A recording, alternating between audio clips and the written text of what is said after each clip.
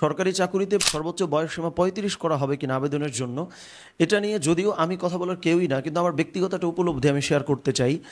সেটা হচ্ছে, দেখেন, পৃথিবীতে আজকের যেই সময়টা চলতেছে, প্রচুর জায়গায় বা পৃথিবীর অনেক দেশে কিন্তু এই চর্চা করা হইতেছে যে ৩০-এ অবসরে যাওয়া, ৩৫ অবসরে যাওয়া, ৪০ অবসরে যাওয়া।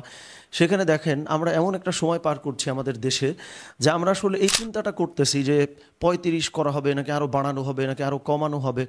অথচ জাস্ট চিন্তা করেন, একটা ছেলে বা মেয়ের বিশ্ববিদ্যালয়ের পড়াশোনা অনার্স লেভেলে বা মাস্টার্স লেভেলে সেটা কিন্তু শেষ হয়ে যায় ২০ বা সর্বোচ্চ আমি ধরলাম ২৫ বছর বয়স পর্যন্ত। অথচ বিশ্ববিদ্যালয়ের ফার্স্ট ইয়ার থেকেই কিন্তু একটা ছেলে বা মেয়ের মধ্যে এই চিন্তা থাকা উচিত যে আমি কী করে ২টো টাকা আয় করব, কী করে হালাল পথে আয় করতে আমি শিখব। সেখানে পড়াশোনা শেষ করার পরেও আমরা মানসিকভাবে প্রস্তুত যে আমরা ১০ বছর নিজেকে বেকার বসিয়ে রাখবো একটা জবের জন্য। এই ব্যাপারটা আমার কাছে আসলে ব্যক্তিগতভাবে মনে হয়েছে যে এটাকে আসলে খুব বেশি ফেয়ার বা এটাকে আসলে হওয়া উচিত। যদিও আমি কিন্তু বারবার একটা কথা বলে নিচ্ছি যে আমাকে কেউ হয়তো ভুল বুঝবেন, যেটা বলার আমি আসলেই কেউ না। কিন্তু আমিও যেহেতু বিশ্ববিদ্যালয়ে পড়াশোনা করলাম, আমার ব্যক্তিগত উপলব্ধিটা আমার মনে হলো যে শেয়ার করা যায়।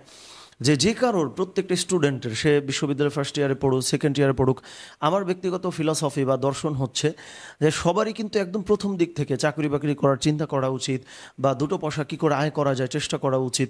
সো এই ইনকামের পাশাপাশিও যদি সে কোনো জবের জন্য চেষ্টা করে, সে একবার দুবার ট্রাই করুক, যদি না হয় সে অন্য কিছু করুক, সে ব্যবসা বাণিজ্য করুক, অন্য কোনো উদ্যোগ গ্রহণ করুক।